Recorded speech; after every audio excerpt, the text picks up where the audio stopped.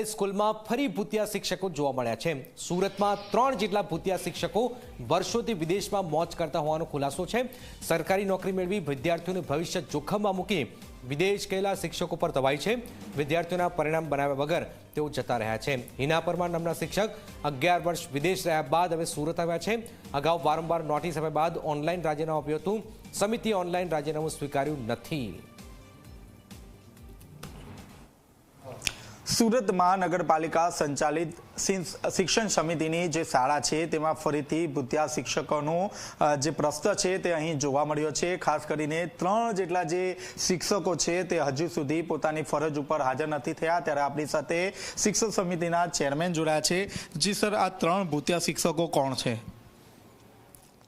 આપણે પહેલું જોવા જાય તો હિનાબેન પરમાર કરીને શિક્ષિકાબેન હતા જે 2013થી વિદેશ ગયા હતા અને એમને વારંવાર નોટિસ આપવા છતાં પણ એઓ હાજર થયા ન હતા અને એમને જે તે વખતના શાસનાધિકારી દ્વારા એમને છૂટા કરવામાં આવ્યા હતા।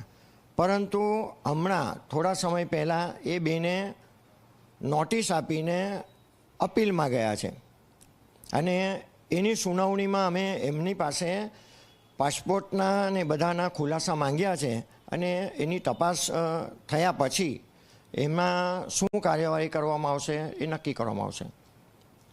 અન્ય કયા શિક્ષકો છે અને ખાસ કરીને જે હિનાબેન છે તે ક્યાં ગયા હતા? હિનાબેનનું પણ એમ સંભળાય છે કે એ દુબઈ ગયા હતા, મેરેજ કરવાથી દુબઈ ગયા હતા અને ત્યાર પછી હમણાં પોતે હાજર થઈને અપીલમાં ગયા છે। હવે જે પૂજાબેન છે અને સીમાબેન તેનું શું બેકગ્રાઉન્ડ? પૂજાબેન કરીને શિક્ષિકા છે કે જેઓ 9 મહિના 2024 સુધી અર્ધ પગાર કપાત પગારથી વિદેશ ગયા હતા પરંતુ એ પણ હાજર થયા નથી। એટલે આપણે એમને નોટિસ મોકલાવી હતી પરંતુ નોટિસનો જવાબ ના આપતા રાજીનામું મોકલ્યું હતું વિદેશથી, પરંતુ કોઈ પણ રાજીનામું આપણે મંજૂર કરી શકાય એવું નથી કારણ કે શિક્ષિકા બેને અહીં હાજર થવું પડે અને પોતાનું રાજીનામું આપવું પડે। અન્ય સીમાબેન કરીને શિક્ષિકા બેન છે, એમની એક કમ્પ્લેન આવી છે કે જેઓ 11મા મહિનાથી શાળામાં વારંવાર એમને કહેવામાં આવ્યું શિક્ષક દ્વારા, નિરીક્ષકો દ્વારા, પરંતુ હાજર થયા નથી। એમને પણ અમે નોટિસ આપી છે અને જો નોટિસનો જવાબ ન આપશે તો એમના વિરુદ્ધ પણ કાર્યવાહી કરવામાં આવશે। સર, આ જે સીમાબેન છે કેટલી વાર નોટિસ આપવામાં આવી છે અને માર્કશીટ પણ આપે બનાવવા આપી હતી? સીમાબેનને અગાઉ 4-5 વખત નોટિસ આપવામાં આવી હતી। એ બીજી શાળામાંથી બદલી થઈને અહીંયા આવ્યા છે પરંતુ એમને શિક્ષિકા તરીકે જવાબદારી જે છે એનું ટેન્શન રાખ્યા વગર અવારનવાર રજા પાડતા હતા અને એ કારણે નોટિસ પણ આપવામાં આવી હતી।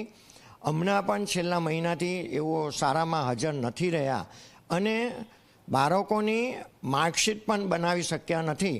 આના માટે નિરીક્ષકોએ અને શિક્ષકોએ એમને ઘણી વખત કહ્યું છે એટલે આપણે શિક્ષણ સમિતિમાંથી એમને નોટિસ આપવામાં આવી છે। તો આ ચેરમેન જોએ સ્પષ્ટપણે કહ્યું છે કે 3 જેટલા જે ભૂતિયા શિક્ષકો છે તેમની સામે કાર્યવાહી કરવામાં આવશે। વારંવાર નોટિસ આપવામાં આવી છે અને આ નોટિસનો ખુલાસો પણ માંગવામાં આવ્યો છે। કેમેરામેન વિજય વેસાણ સાથે ચેતન પટેલ, ઝી મીડિયા, સુરત। ભાવનગર શહેરના વિઠ્ઠલ